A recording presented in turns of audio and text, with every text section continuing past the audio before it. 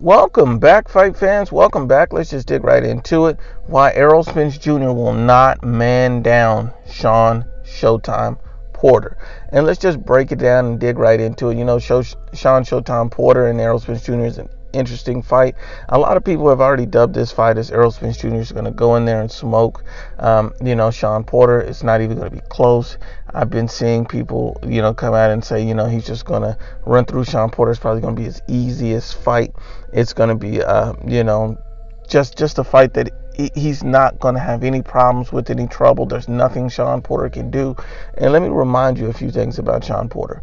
Shawn Porter, unlike Errol Spence Jr., fought a Kell Brook when Kell Brook was, before he was broken, before he fought Triple G, when Kell Brook was still a complete fighter. And when Shawn Porter fought him, a lot of people felt like that was a very close fight. They felt like either guy could win. Kell Brook ultimately got the decision. He was a little bit surprised.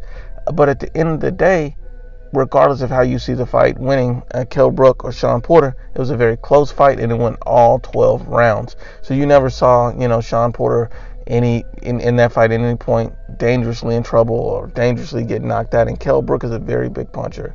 At the end of the day, this was Kell Brook before he was damaged, and a damaged Kell Brook had already went 11 rounds with Errol Spence Jr. You have to be honest and unbiased when you analyze that. He went 11 rounds with Errol Spence Jr. Had Kell Brook never fought Triple G, that would have easily went to a 12-round decision. And I tell people this, and people say, no, he couldn't handle the power. His power is overrated. Errol Spence Jr.'s power is overrated, and we have to be honest and unbiased. He knocked out Lamont Peterson. It took him 7 rounds to do it. And when he knocked out Lamont Peterson, I tried to tell people that Lamont Peterson is not a top-level opponent. Lamont Peterson had already been knocked out prior. Kell Brook had already been knocked out prior. So the two guys Errol Spence Jr. knocked out had already been knocked out. It took Lucas Matthysse 3 rounds to knock him out. What does that say? Even a Sergey Lipinets came behind Errol Spence and knocked him out. See, you have to understand that when I tell you that Lamont Peterson is not a top-level opposition, it's not because I feel any kind of way about Lamont Peterson. It's just because he's not a top-level fighter. He's a C-level fighter at best who's been knocked out. Kell Brook against, Gennady Golovkin, going up to 160 pounds, fighting a guy too big, too strong, knocked Kell Brook out, damaged him permanently. He's never been the same fighter since. People try to give that credit to Errol Spence Jr., which makes no sense, since when you look at Kell Brook versus Errol Spence, Kell Brook arguably won those first 6 rounds. People forget about the details of these fights. Kell Brook had already been knocked out. Lamont Peterson had already been knocked out. So you fought 2 guys that have already been stopped. And you want to receive credit like this guy's just some kind of monster. His power's overrated. He fought Carlos Ocampo, stopped him in the first. That's what he's supposed to do. Carlos Ocampo is a domestic level fighter who's never fought outside of Mexico except for that one time. And he's just a complete tomato can. Then he fights Mikey Garcia. The level of opposition is just not there. He fights Mikey Garcia. Then he goes to 12-round decision with a guy from 135 pounds. His power is vastly overrated. And, we all know that Errol Spence Jr. is no one-punch knockout artist. That's just not the type of fighter he is. Against decent-level competition, he's not a one-punch knockout artist. Mikey Garcia went the distance with him. 12 rounds. People told me that I was crazy for saying that he wouldn't knock out Mikey Garcia. Regardless of how you see the fight going, would he knock out Mikey Garcia? And I blatantly stated he would not. I believed that he needed too many shots, and I just didn't think that he was going to be able to do it. I believed his power was overrated based on his resume, and I proved accurate and correct. Errol Spence Jr. will not knock out Shawn Porter, and here's why: because his power is overrated. When you see Shawn Porter step in against a Keith one-time Thurman, Keith Thurman has a bigger one-punch knockout ability than Errol Spence. Let me reiterate to you, it's not that, Keith Thurman is a stronger fighter than Errol Spence. It's just that Keith Thurman has a bigger one-punch knockout ability than Errol Spence Jr. And then you look at Danny Garcia. Danny Garcia has a bigger one-punch knockout ability than Errol Spence Jr.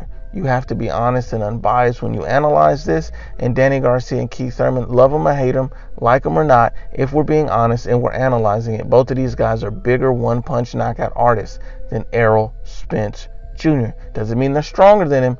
Just simply means when it comes to being able to stop a guy with one shot, both of these guys have that ability more so than an Errol Spence Jr. Errol Spence Jr. is a strong fighter, but he's not elite level strong. He's not elite level power. He has good body shots, but if you can make adjustments, you can plan for that, and you can stop him from going to the body. If Mikey can deter him from going to the body for the majority of the rounds, having Errol Spence Jr. fight on the back foot, trying to be slick, then if that's how he's going to approach a fight with Mikey Garcia, weary of his power, then you look at it with Shawn Porter. I would be very surprised if he goes and attempts to bulldoze Shawn Porter. Even if he does, I still see Shawn Porter going to a 12-round decision.